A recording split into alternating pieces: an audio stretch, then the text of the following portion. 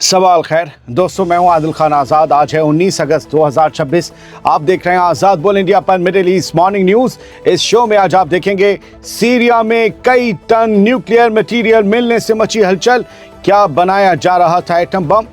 UAE पर ballistic मिसाइलों से हमला। यूएई ने हवाई ताकत का वीडियो शेयर कर ईरान को दिया बड़ा सिग्नल। ईरान के आगे बातचीत की भीख मांग रहा है अमेरिका। अब्बास अराक्ची का बड़ा बयान। बेन गुविर ने फलस्तीनी कैदियों की फांसी के लिए किए गए इंतजाम की तस्वीर की शेयर।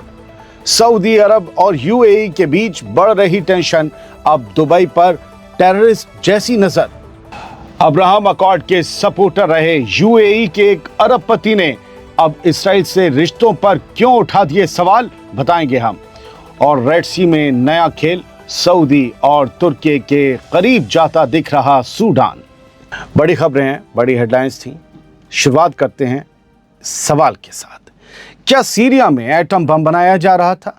सीरिया में आखिर जो कई टन न्यूक्लियर मटेरियल बरामद हुआ है वो किसका है? जी, न्यूक्लियर मटेरियल बरामद हुआ है। सीरिया में न्यूक्लियर मटेरियल मिलने की खबर ने पूरे मिडिल ईस्ट में हंगामा मचा दिया है। 18 अगस्त की देर रात आई इस खबर को जरा ध्यान से सुन लीजिए।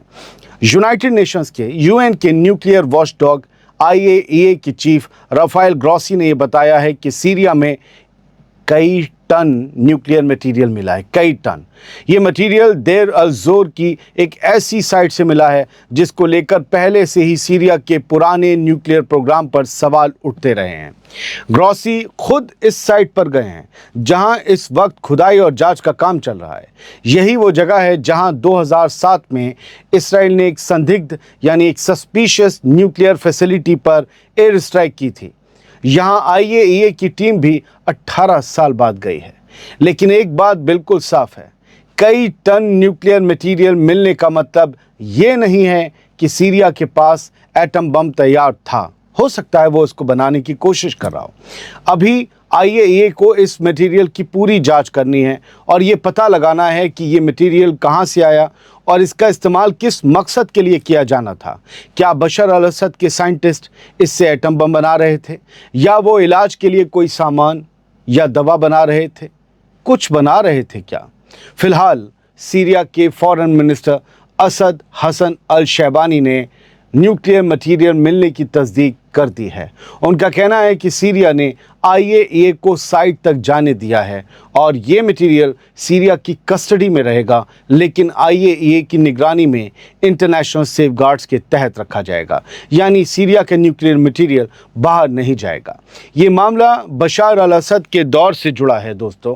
उस वक्त सीरिया पर एक सीक्रेट न्यूक्लियर प्रोग्राम चलाने का शक था। बाद में IAEA की जांच में एक साइट पर यूरेनियम के निशान भी मिले थे। अब सीरिया की नई हुकूमत IAEA के साथ पूरा कोऑपरेशन कर रही है।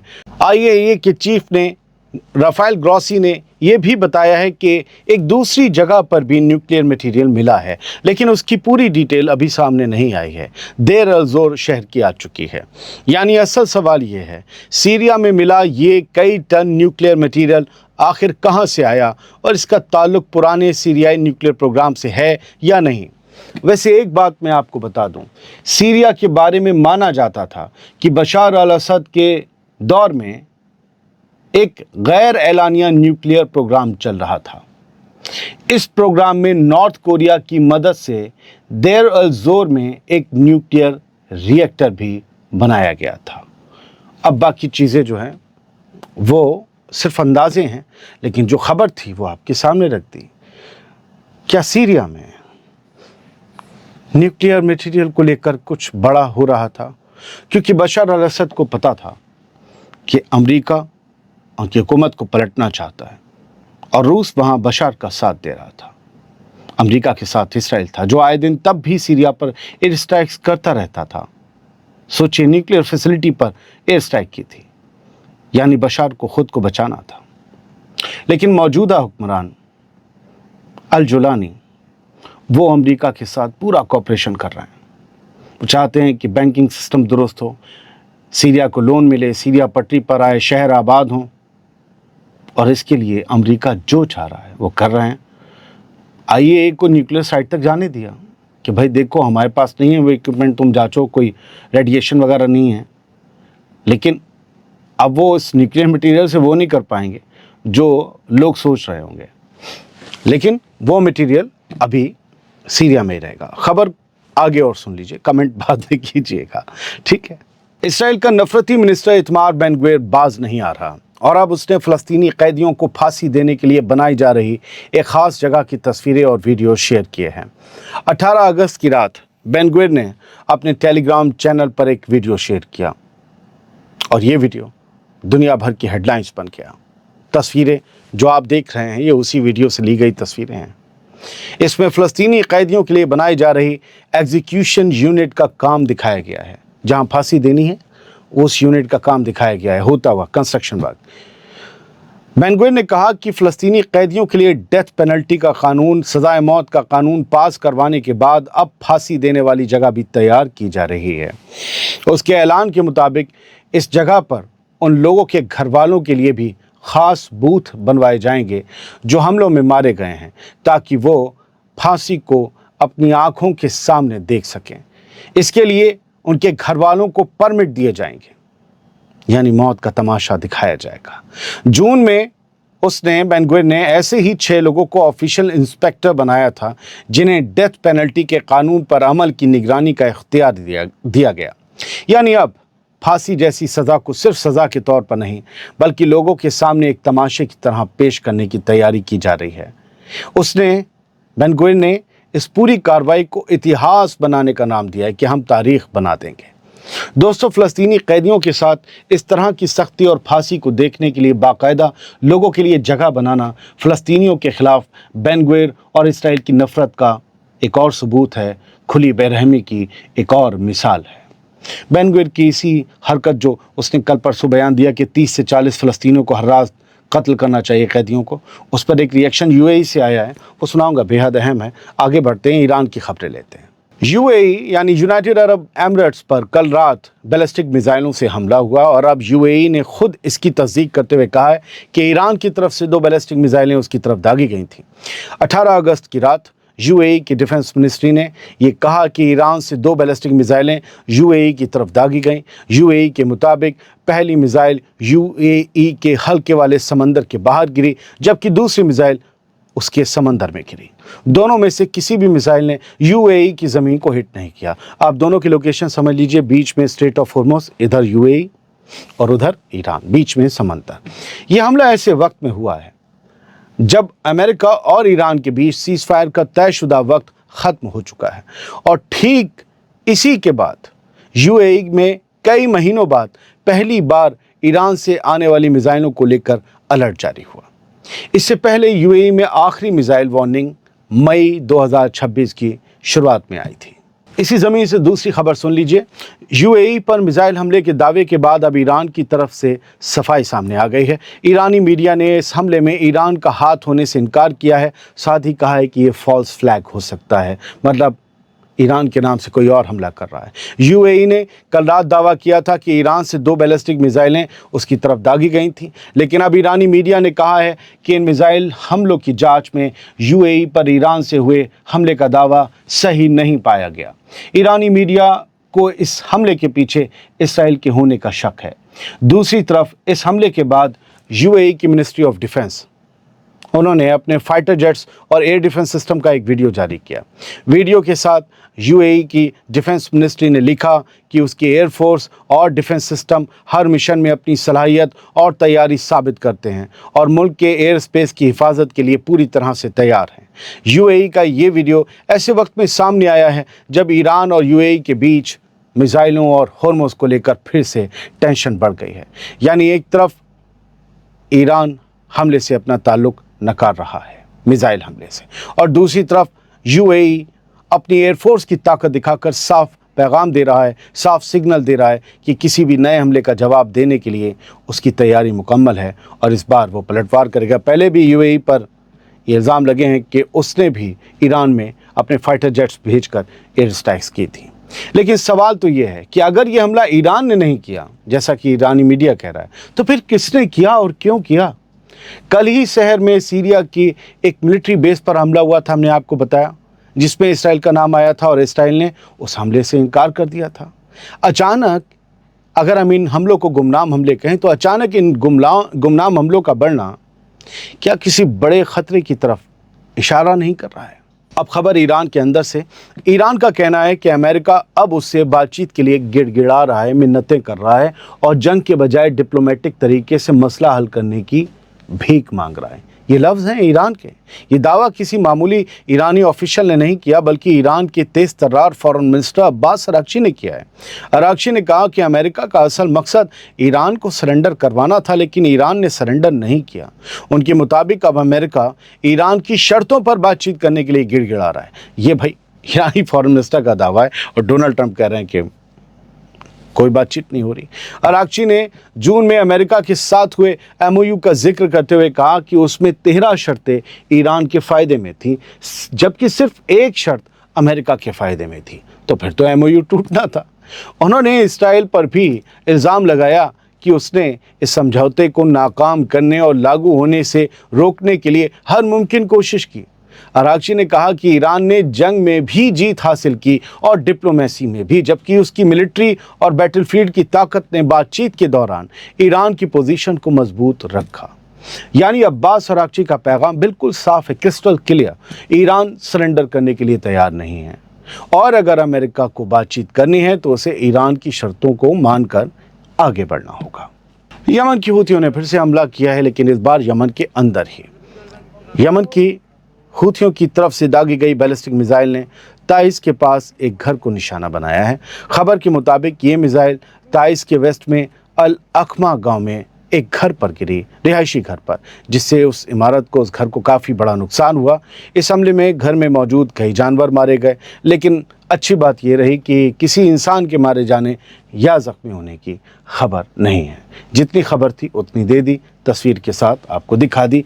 आगे बढ़ते हैं और ये बड़ी अहम खबर है सर, UAE और सऊदी अरब को लेकर चल क्या रहा है, सोचिए ज़रा।